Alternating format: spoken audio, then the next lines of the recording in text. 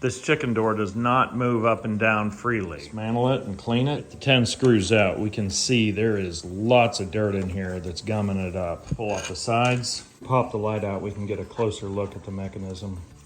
I'll just pull all the dirt off of this. A lot of dirt that gets in these little grooves.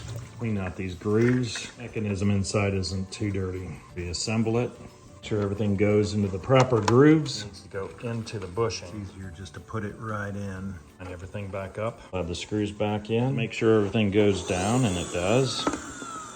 Reinstall the chicken door. Get back into the controller button to open up the door. And I can hear it going. It may sound ridiculous, but this current level, you can actually bring the current level up and down. You hold the mode down for 3 seconds, it'll start to flash. Wait till it gets over to the current, and then you can bring the current all the way up. Push the button to close the door. I hear it going. That's a lot smoother.